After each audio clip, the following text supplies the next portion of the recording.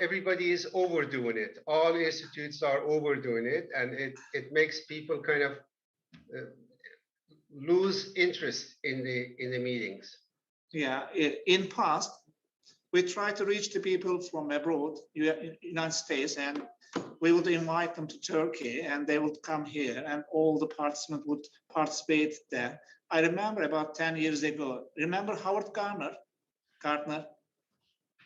multiple intelligence theory. He was correct. Here, I think. Yeah, he was here 10 years ago, and I think people had to pay. I remember $100 for participation as well.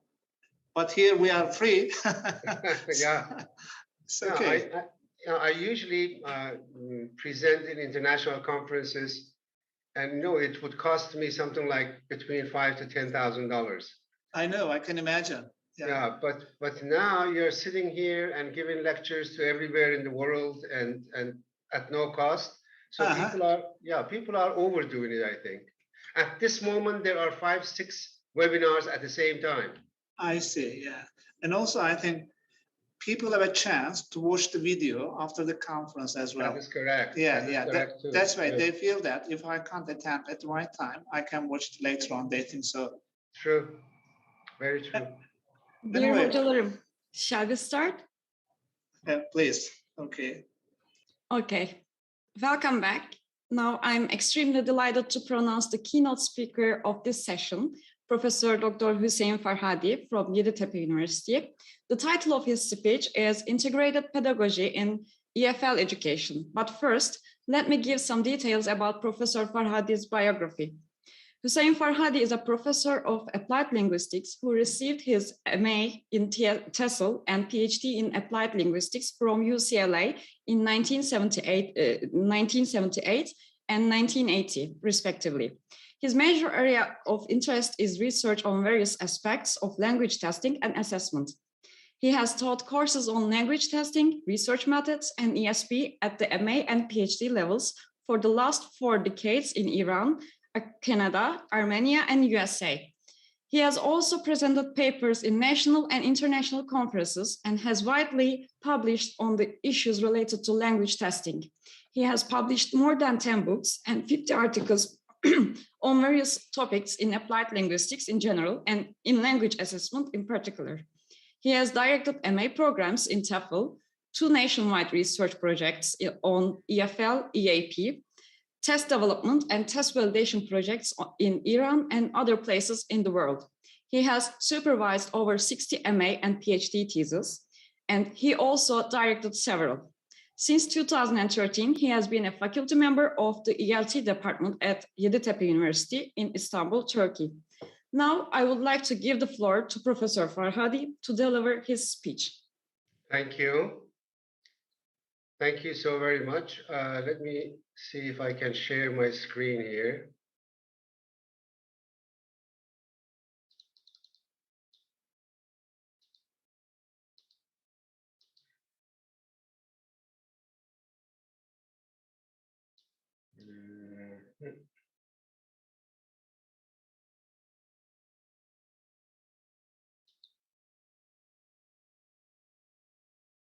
I'm just trying to,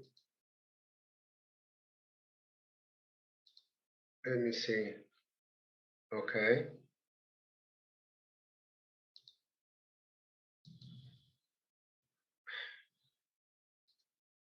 Sorry.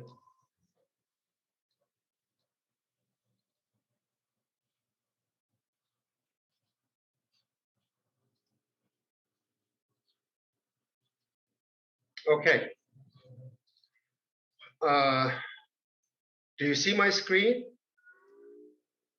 Yes, we can. All right. But if you press F5, it will be better, I think. To enlarge it, right? Yes. No, I will. Is it okay now? Yes. Thank you. Okay. First of all, I would like to thank Congress organizers for giving me a chance to share my thoughts and perceptions about integrated pedagogy in the EFL context. I believe it is an international conference, and I hope I would shed some light on issues that are pressing today, the field. Thank you for your introduction. And the purpose of my talk, or the purposes, I have three things in mind. I would like to give an overview of three major dimensions of EFL pedagogy. As everybody knows, the field is in an ongoing state of change. And these changes are in theoretical, practical, and contextual areas. I would like to explain how we could integrate these changes in EFL pedagogy. And also, I'll suggest some tasks that would enhance learning in online instruction. Now, first, I would like to contextualize the EFL teaching. And of course, it is not an EFL specific. It applies almost to all areas. As teachers, we usually teach.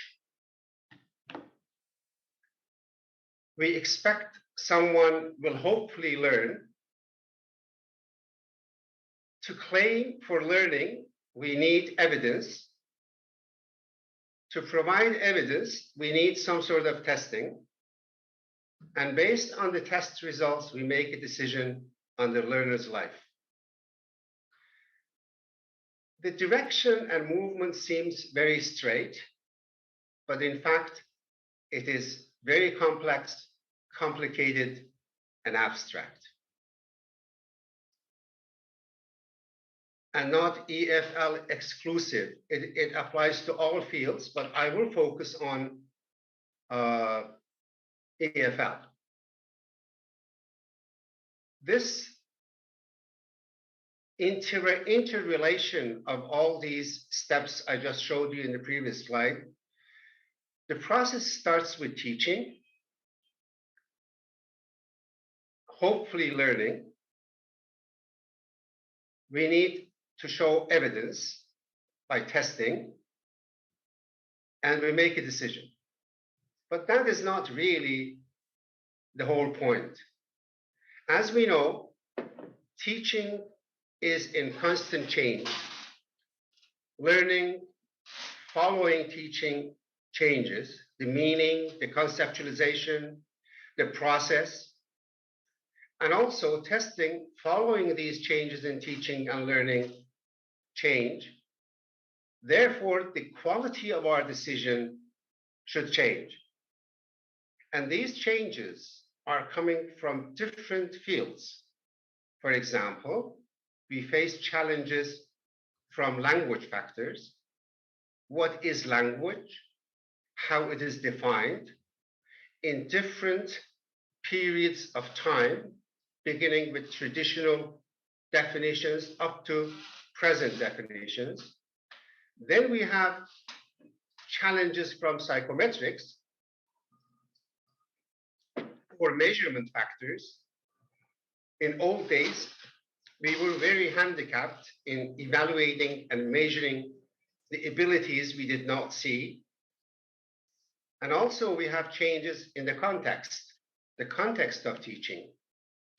Especially in the last couple of years, we have had a tremendous amount of shift from face-to-face into online education due to COVID-19.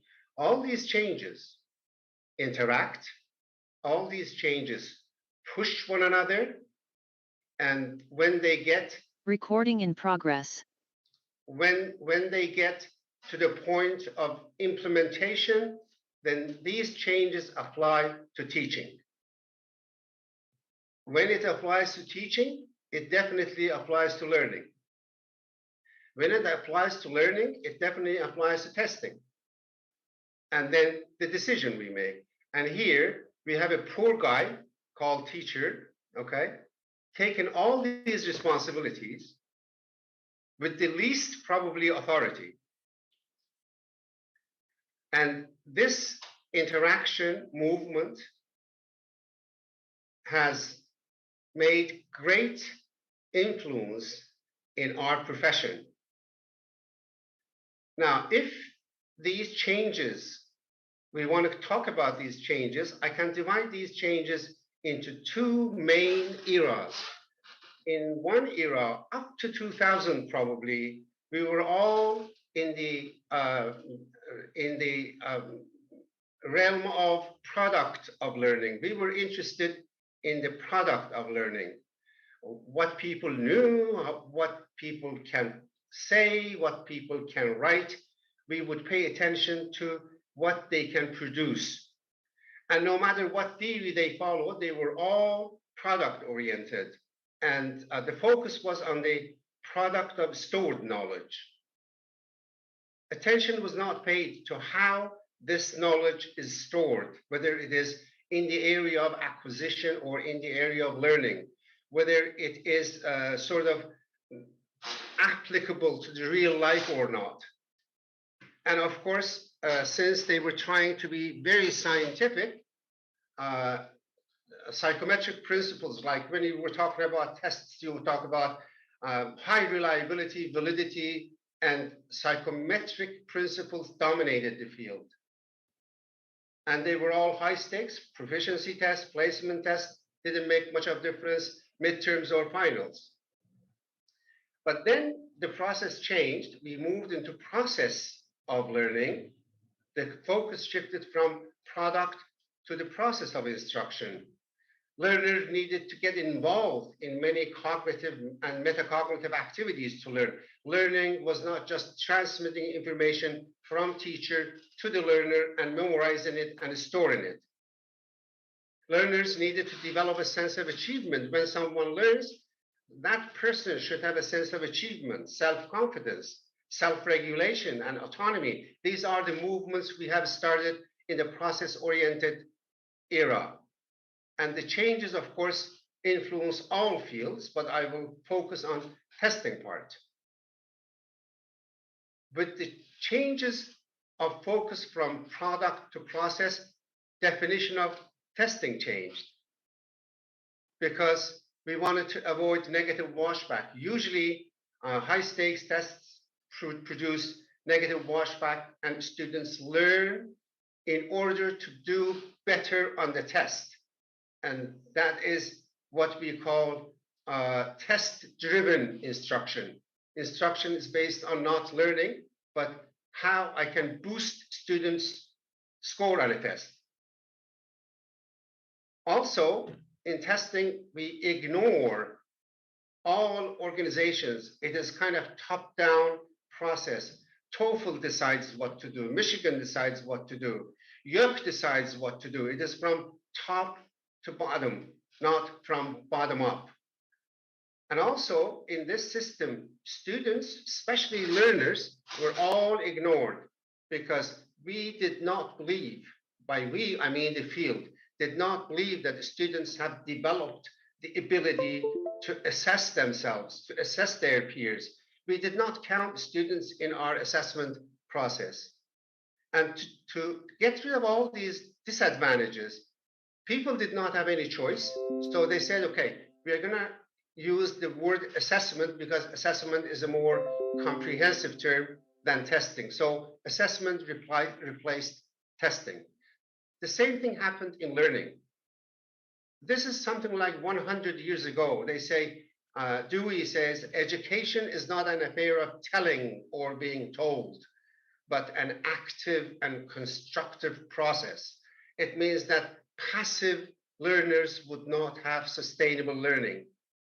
And this means that learning is highly intellectual process that occurs when learners are involved in many cognitive and metacognitive activities to get a sense of self-achievement and self-confidence, and of course, self-regulation and autonomy.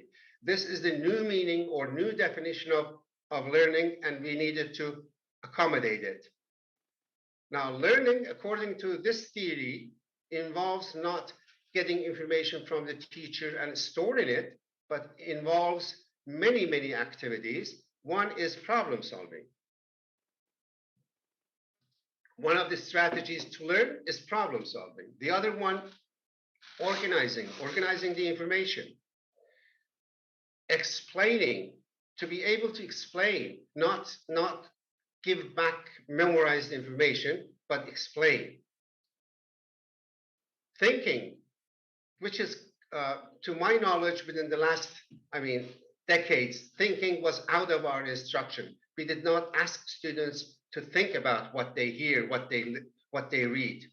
That is what people are talking about, critical thinking, but they never do it. Analyzing, to have the ability to analyze the information, transform the information. It means that you get information, you transform it and make it available to you when you want to use in the community, in your real life context. Predicting is another strategy that in learning happens. What is next? What is before? Exploring, researching, which is very absent, probably has been very absent in many educational systems. Applying, to be able to apply the knowledge into the real life activities. Constructing, to construct new knowledge based on information you obtain. Negotiation of meaning is very popular in our field, but negotiation is one of the basic techniques or strategies of learning. Sharing, there is no secret. Teachers, learners, authorities should not keep things secret for them. It is something that should be shared with everybody. Creating and eventually assessing. This assessing is different from our assessment. Here is the learner who uses assessment in order to assess his own learning, her own learning, the processes he's gone through. This complex interrelationship of all these strategies makes learning possible. Now, in the context of testing changed, the context of learning changed, and context of teaching changed, because COVID-19 changed the world in many respects. A total of 1,580 million people, 94% of student body in the world was affected. It forced instruction to online system with weak technological infrastructure and unprepared teachers and learners. This is the report by the United Nations, just came out. The main problems: access to technology, technological knowledge of teachers and learners. We were not prepared for it. Changes in the emotions, sadness, anxiety, fear, confidence, and anger. These are all overwhelmed the learners who were in communication, contact with one another, with teacher. All of a sudden, everybody was imprisoned in the room, and they got depressed, they got sad, they lost a motivation, so many negative psychological effects. So you see, in testing we changed, in learning we changed, and in context we changed. All these changes pushed us to find solutions to the problems. And also, when we moved into online system, all teachers were concerned about the reliability and validity of their assessments. They were all scared of students will cheat, students will not do the job. I mean, this created a lot of chaos between teachers and students in online situation. That is why teachers moved towards loading the students with more and more work, assuming that if they give them more assignments, they would learn better. So these changes, highlights I would like just to mention. Learning changed from storing knowledge by memory to an active, dynamic process. Teaching moved from transmitting information to helping learners to transform information. Testing changed from traditional product-oriented to process-oriented assessment. Teachers' role changed from delivering information to constructing information with the help of students. Students' role changed from passive receiver to constructing through cooperation and collaboration.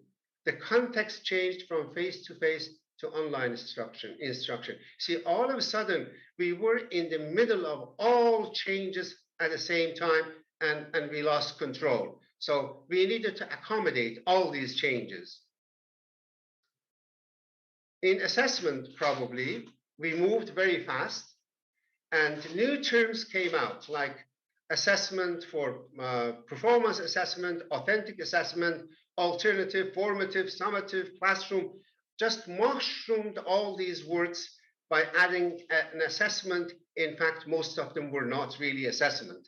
They just called it assessment. For example, performance assessment is assessment. It is like testing. There's no indications of changes in the process. But the term learning-oriented assessment has been widely used in the field to encapsulate all these types of assessment. When you are in the area of learning-oriented assessment, you are covering almost all those developments in one shot. Now, integrated pedagogy in LOA context, how it works in LOA.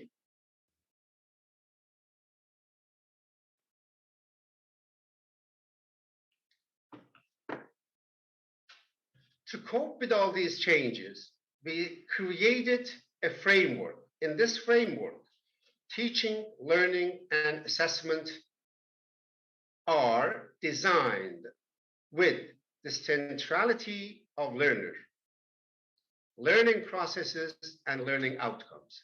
So the focus of what we do in class should focus on learners, learning processes, and learning outcomes. Number two,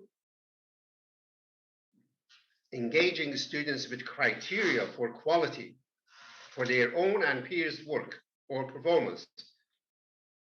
And number three, providing feedback, which is extremely important, providing feedback in a timely manner and forward-looking or feed forward so as to support current and the future student learning.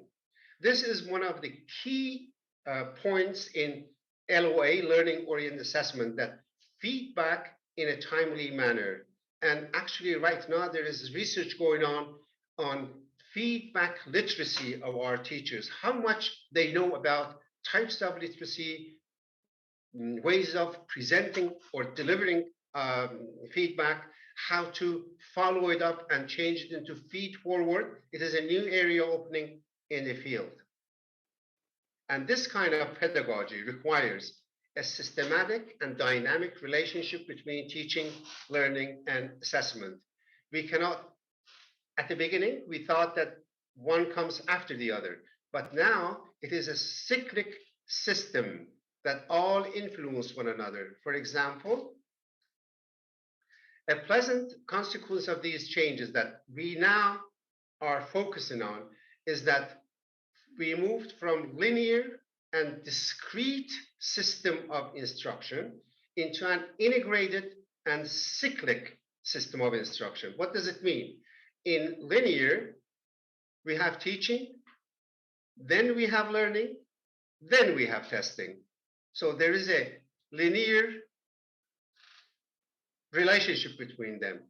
But in integrated system, we have teaching, partially integrated with learning, partially integrated with assessment, and they are all in contrast to linear relationship between teaching, learning, and testing compared to integrated and cyclic relationship. They're all in one circle and they are interrelated.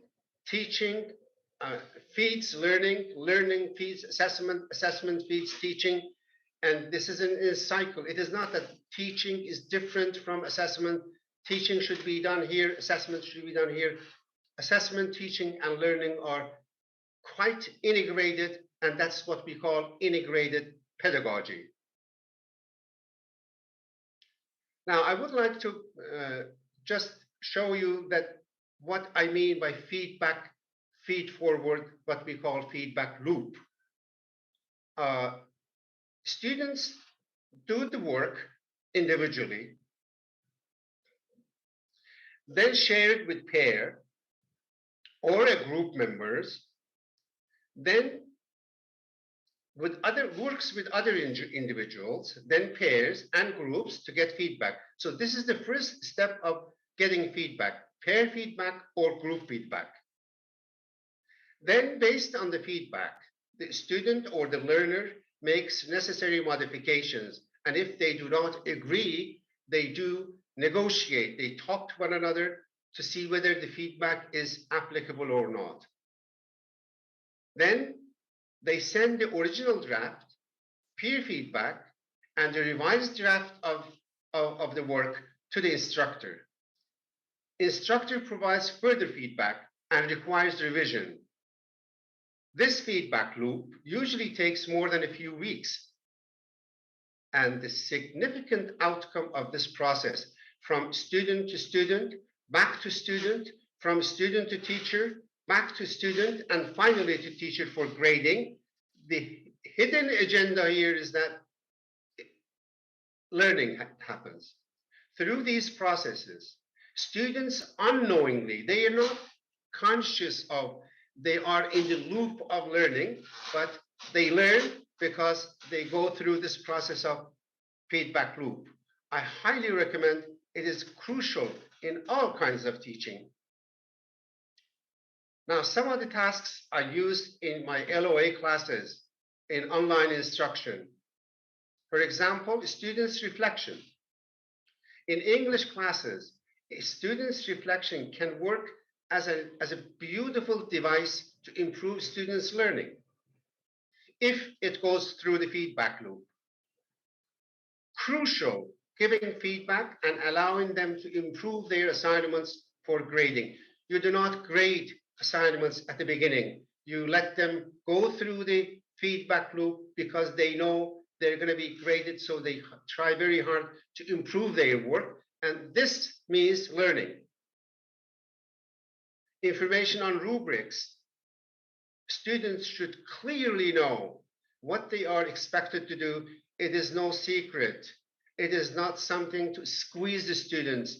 It is not something that to catch students. It is something we need to give students for them to understand what we expect from them and how we are going to evaluate their work.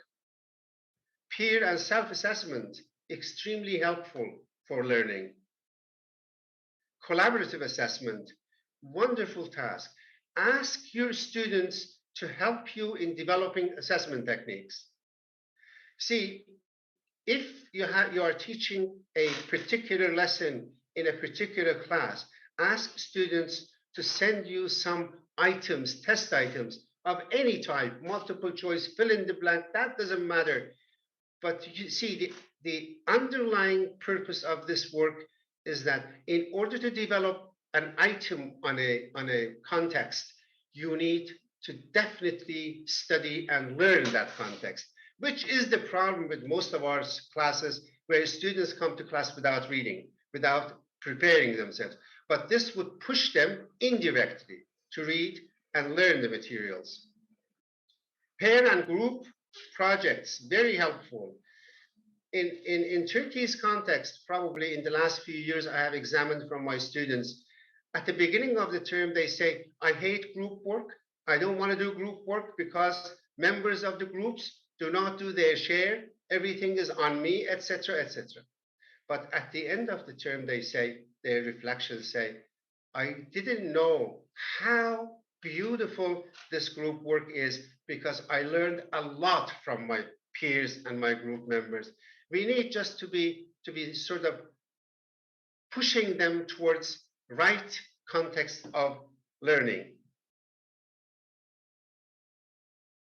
Responsibility of the stakeholders. Implementing this kind of program is not easy. It requires the cooperation of all stakeholders. It is not only teacher or student. Learners are responsible. We need to change them from passive receivers to active learners. Communities. We need to educate communities to move from quantity to quality, to move from grade score-oriented community towards learning how much they learned, not what they got in the test. If you get 90, you will be blamed. You should get 100. We need to help them understand that 100 does not mean anything if it is not backed up by learning. This is a very important responsibility of authorities. Government should plan and support. Government should plan and take this great fear and stress off the shoulders of the teachers and learners. They should pay attention what students are capable and are able to do after the course. Teacher education programs, they need to create, prepare, and train competent teachers. Teachers who would understand the process of learning and would transfer and transmit to the students. And teachers, the heart and the brain of education, okay? We need teachers' professionalism. Professionalism does not mean only professional knowledge. We push teachers to develop professional knowledge. Of course, it is necessary, but it is not all professionalism. We need to go through professionalism in their financial status, in their social status, in their lifestyle. All these dimensions of life of the teachers should be professional. It's like professional football. It is not just the money. It is this lifestyle of professionalism.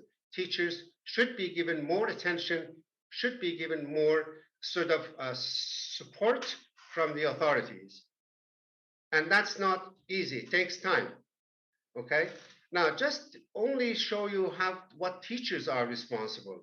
They should share class criteria with learners, involve students in discussion, engage learners in self and peer assessment, put learners in the feedback loop, design assessment tasks as learning tasks, announce multiple stages of completion for assignment, assign the grade at the last step, and you see, all these, if you have 50 students in your class, 40 students in your class, it's going to be an impossible task.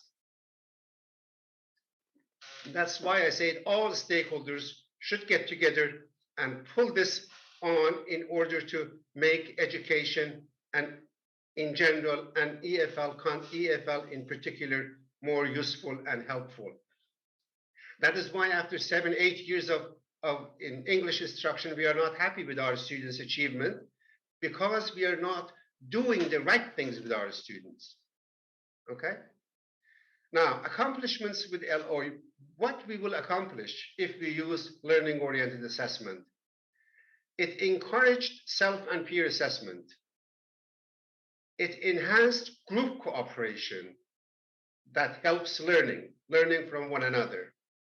It improved self-regulations. Students start beginning self-regulation, understanding what to do when and where. Engaged students in the course without any overt pressure. You know, you put them in the context that they will study the materials, they would do the assignments without putting overt pressure. Minimize the extent of academic dishonesty to almost zero. I did not have any case of academic dishonesty among students in my online system because there is not one assignment. There are different assignments in different times. They may get help from one person for one assignment, but they cannot continue hiring a couple of people to help them in all the assignments and all stages. Remove the stress of tests and exams from students. Remove the need for midterms and finals. We don't have to tie the lives of our students to midterm and finals. What if I got sick on the finals? What if I got stomach ache when I was taking finals? This is playing with the lives of our students. We should give them ample multiple opportunities to show their abilities. And I am fairly confident that it would work for many teachers in many fields, in many contexts, and for many learners in a pleasant manner. There won't be any pressure, there won't be any bad times. And I thank you all. I will take questions if there is any. Okay, Professor Farhady, thank you very much. Can you hear me? Yes, yes. All right. First of all, let me thank you for sharing your fruitful information with us and with our participants. It was a really great honor for us to see in our Congress. So can I ask you just a final question? You know, maybe some other person would ask. I know that you are interested in, your expertise is in testing, right? So, say it again, please. your expertise field of study is testing. Am I right? Right. Testing and evaluation. Mm-hmm. So how do you see the place of testing and evaluation in the post-COVID era? You know what I mean? Okay, I got it. Thank you. Since I don't recommend the testing system, which most people have perception of it, that the teacher comes in, gives a paper, the students perform, etc., etc. Since I am one of the supporters and actually the person who is publicizing learning-oriented assessment, I think testing is no more different from teaching. I think testing is no more different from learning. I think they are integrated. When you are teaching, in fact, if your teaching is based on the process of learning, at the same time you are assessing, at the same time you are checking students' learning. When you give feedback, like an example is portfolio assessment. In portfolio assessment, there is no testing. No. Okay, so what happens then? Teachers, students together with one another, with teachers, they work, and through this working, giving feedback, feed forward, that is when learning happens. Learning does not happen with 30 minutes of lecture we give in class. Learning happens on the side of the student, in the mind of a student, and we need to just accelerate that process of learner autonomy in education. There is no testing from my perspective anymore. Okay, except for high-stake tests like TOEFL, IELTS, I don't know, Pearson, or in YDS. These are different because they are not very much classroom, though they should be based on classroom assessment. But right now, I'm talking about what we do in the classroom context. That is very, very important. Thank you, Professor. Mm-hmm. Okay. Thank you once again, Professor Farhady, for this enlightening speech, and we are grateful for the time and effort you took to share your valuable words with us. Now we should take a break, and after the break, there will be quite interesting panels with our valuable participants, Okay. And we are looking forward to see you back at 12. Thank you so very much, and have a wonderful day. Bye-bye. Thank you.